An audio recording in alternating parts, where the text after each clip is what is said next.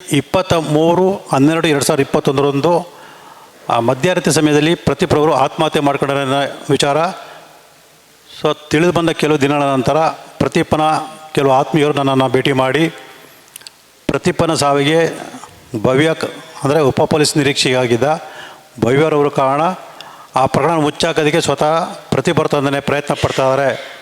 ಹಾಗಾಗಿ ದಯವಿಟ್ಟು ನೀವು ಪ್ರತಿಭಟನ ಸಾವಿಗೆ ನ್ಯಾಯ ಕೊಡಿಸೋ ನಿಟ್ಟಿನಲ್ಲಿ ಹೋರಾಟ ಮಾಡಿ ಅಂತೇಳಿ ಮನವಿ ಮಾಡಿಕೊಂಡ್ರಿಂದ ಅವ್ರು ನೀಡಿದಂಥ ಮಾಹಿತಿ ಮತ್ತು ದಾಖಲಾತಿಗಳನ್ನು ಆಧರಿಸಿ ನಾನು ಆ ಸಂದರ್ಭದಲ್ಲಿ ಪೊಲೀಸ್ ಅಧಿಕಾರಿಗಳಿಗೆ ಹಲವಾರು ದೂರವಾಣಿಗಳನ್ನು ಮತ್ತು ಅದಕ್ಕೆ ಪೂರಕವಾದಂಥ ಕೆಲವು ಮಾಹಿತಿ ದಾಖಲೆಗಳನ್ನು ನಾನು ನೀಡಿದೆ. ಆದರೂ ಕೂಡ ಪೊಲೀಸರು ಅವುಗಳನ್ನು ಪರಿಗಣಿಸದೆ ಉಪ ಪೊಲೀಸ್ ನಿರೀಕ್ಷೆಯಾಗಿ ಭವ್ಯರವರನ್ನು ಕಾಪಾಡೋ ನಿಟ್ಟಿನಲ್ಲಿ ಸ್ವತಃ ಪ್ರತಿಭಟನಾ ತಂದೆಯೂ ಕೂಡ ಭಾಗಿಯಾಗಿ ರಕ್ಷಣೆ ಮಾಡ್ಕೊಂಡು ಬಂತು.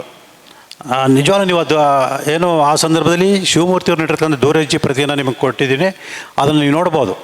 ಪ್ರತಿಯೊಬ್ಬರು ನೇಣು ಹಾಕ್ಕೊಂಡಿರೋದು ಕಂಡು ಬಂದರೂ ಕೂಡ ಅದು ಸಹಜ ಸಾವು ಅಂತೇಳಿ ದೂರನಲ್ಲಿ ತಿಳಿಸೋ ಮೂಲಕನೇ ಆ ಒಂದು ಪ್ರಕರಣ ಮುಚ್ಚಾಗೋದಕ್ಕೆ ಪ್ರಾರಂಭದಲ್ಲೇ ಅವರು ಪ್ರಯತ್ನ ಮಾಡೋದು ಕಂಡು ಬರ್ತದೆ.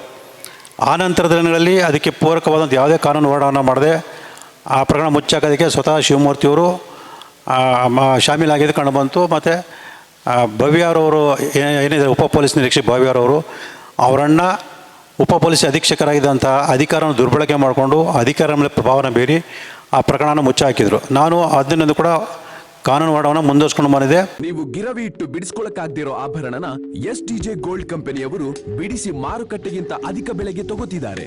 ಅಷ್ಟೇ ಅಲ್ಲ, ಒಂದು ಕೂಪನ್ ಕಾರ್ಡ್ ಕೂಡ ಕೊಡ್ತಾ ಇದ್ದಾರೆ.